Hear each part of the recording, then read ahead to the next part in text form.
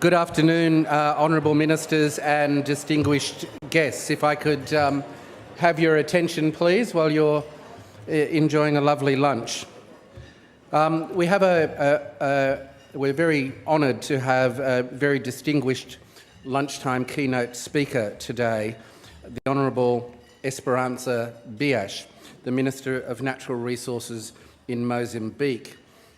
And I had the pleasure of meeting the Minister during a visit I made to Mozambique in 2011. And it was really soon after we launched our Mining for Development initiative, and I briefed the Minister on the initiative and the fact that we were investing about $130 billion in the initiative at that stage, and her response to me was, "Thank you very much, I'll have all of that." So I knew that she was a forthright advocate for Mozambique and for the development, the equitable development of Mozambique's natural resources when I first met her. But Minister Biasz is a true inspiration. She has been Minister for Mineral Resources for 8 years, and she was Vice Minister for Mineral Resources for 6 years before that. Last year, Minister Biasz oversaw the first export of coal mined in Mozambique's Tete province, helping cement the country's future as a world exporter of minerals.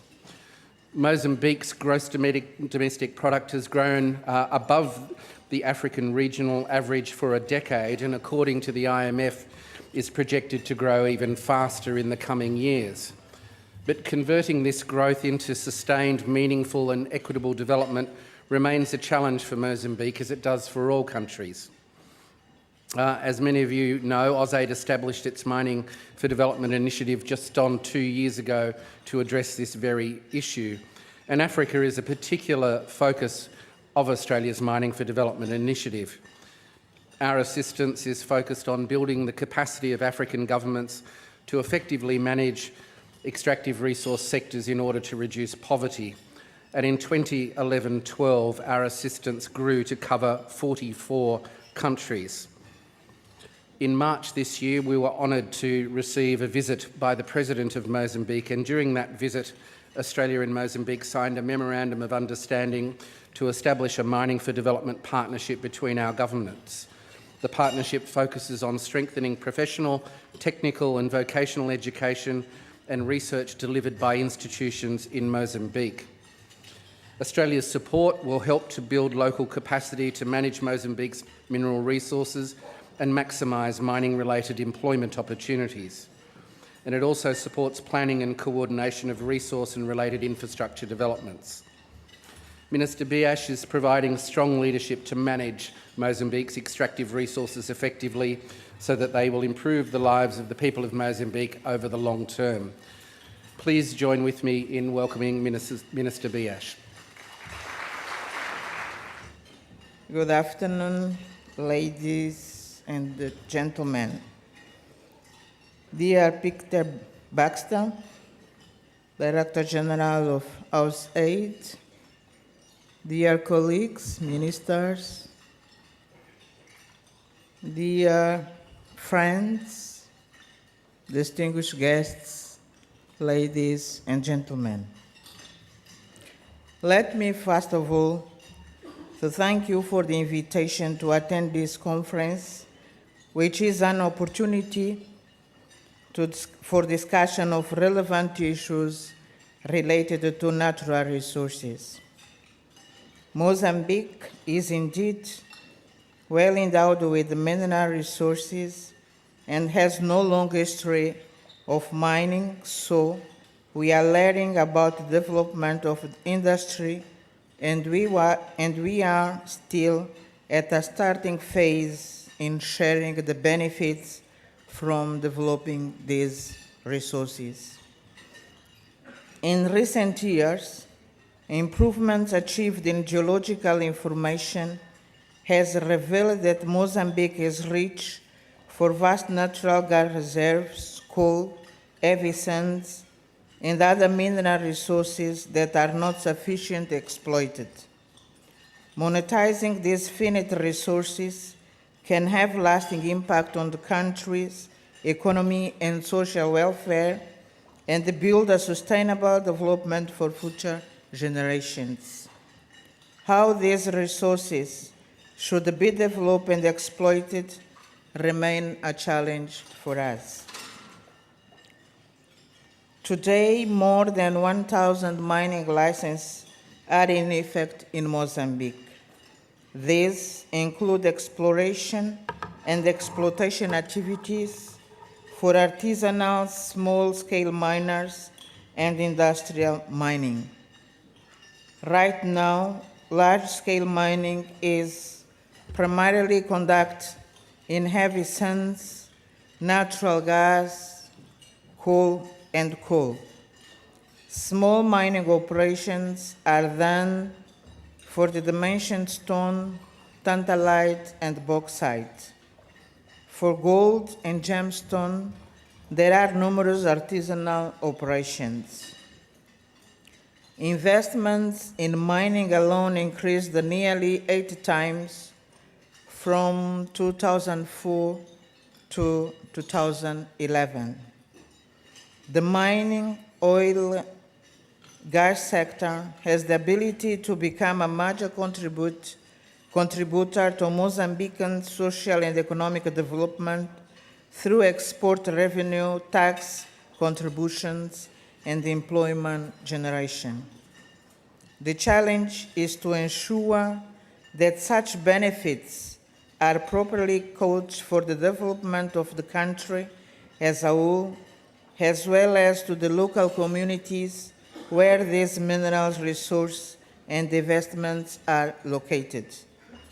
A plan to revert portion of royalty revenues to communities is in implementation by the government since this year. The expansion of the mining, oil, and gas industry in Mozambique since 2000 has led to improvement in the national policy and the legal framework. The mining and petroleum law and the national fiscal framework for mining are now under revision to ensure predictability, transparency, and attractiveness for investments. Government seeks to work in partnership with the civil society and mine companies to develop sound environment climate for investment and transparency. Mozambique has become a compliant member of Extractive Industry Transparency Initiative since October of 2012. Training strategy and the respective plan was developed for the next 10 years, and the mega projects are encouraged to develop technical and vocational education program. There is also a broader appreciation by industries and communities regarding the need to improve the benefits of corporate social responsibility. In that regard, a national policy on CSR is under development. Dear participants, the government of Mozambique is interested in attracting natural resource investment to promote the country's development, increase revenue from extractive industries, and to accelerate sustainable development around mining, oil, and gas sites, and which is aligned with the national development goals. It is also aware that the exploration of revenues must be based on sustainable practices and also boost improvement on the livelihood of the local communities, while at the same time not compromise environmental concerns. Mozambique, like many other countries, aims to maximize the benefits on mining, oil, and gas to the economic growth and poverty reduction in the country. 3 main methods have been used to do this. One is the establishment of mining, petroleum, and fiscal regimes that are fair to the investor but which otherwise maximize returns to the state. A second has been the encouragement of mining and petroleum companies to include in their development agreements and their activities in general corporate social responsibility investment that benefits communities around where resource exploration takes place. The third way has been to develop and encourage the development of infrastructure for mining, oil, and gas that has a broader impact on local communities and the global economy. As mentioned before, sufficient information has confirmed that Mozambique is host to significant commercially viable mineral resources. The impact of developing this resource must be assessed in these early years of development to ensure at minimum that the citizens of Mozambique benefit from this development. Resources are strategically and efficiently mined for long-term engagement, environmental impacts are mitigated, and opportunities to link mining with other economic and infrastructure development are optimized. What the impact of mineral resource development is will depend on how these issues are assessed, responses designed, and modifications introduced as the sector develops and the infrastructure constraints properly addressed. Especially for mega projects in developed transport, power, water, and other infrastructure, prevent optimal development of mineral resources. However, even for artisanal and small-scale miners, absent reliable and affordable infrastructure to support operations and transport goods, mining will be delayed or halted as a minimum cost will be higher. Basic infrastructure to mitigate impacts of flooding and power inconsistencies is needed. Leveraging new mineral investments to contribute to improved infrastructure is a critical strategic approach to be implemented. Government has already commenced work with mining companies to explore options for improved rail and pipeline development, continued improvement and development infrastructure. Considerable education, training, and skills development programs are required to ensure that the government institutions are prepared to address the array of challenging technical, legal, and financial issues attached to the mining. An essential element for national participation in mineral resource development is education and capacity building. Mineral resources are not renewable. How they are removed from surface, underground, or water may only be determined once, and the impacts of that removal shall forever impact the natural and economic environment of Mozambique. In order to ensure that these non-renewable resources have positive impact for the near and long term, the establishment of clear and predictable legal, regulatory, and fiscal frameworks is essential and should support open market investments. Sequencing of resource development will help government focus its limited resource and build a target capacity, but at the same time, not all emphasis should be given to any one particular segment of resources. Mechanisms for revenue management that emphasize sustainable development rather than solely the generation of revenue will ensure that investments benefit today's and future generations.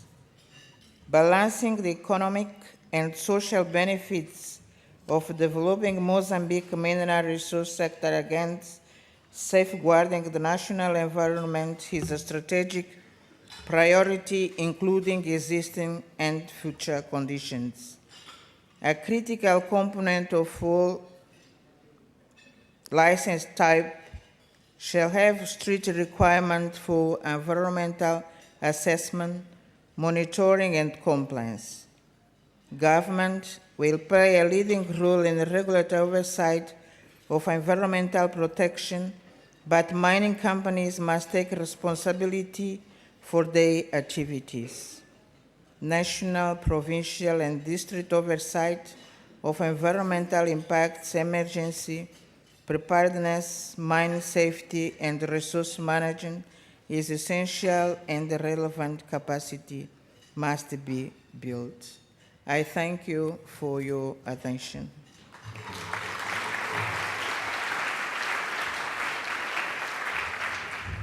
Before we finish the formal part of the lunch, ladies and gentlemen, Minister Biash has kindly agreed to answer a couple of questions from the floor. If there are any questions, can you please put your hand up?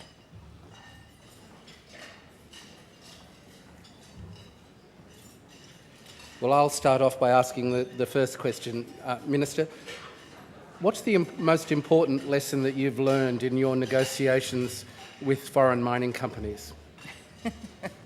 It's not easy to negotiate, but one lesson that I learned is if you have a regulatory framework in place, it's easier. When you don't need to bring things that are not in your legislation, it's easy. It's one lesson that I learned. Thank you. Thank you very much for the presentation. I'm Helen Zoki from Oxfam. And predictably, my question is, what role do you think that civil society groups can play in helping some of the challenges around mining and developing countries, and particularly from your perspective, some of the domestic civil society groups in Mozambique? Thank you, Minister. Thank you. I think that all the stakeholders must work together, and civil society must, first of all, to understand what mining and petroleum activities means. And then they need to work together with the communities, with the government and the private sector to identify what are the needs for that community, what are the needs for the country as a whole. Well, thank you, Minister. Thank you. Thank you. Please join me, everyone, in thanking Minister Biash.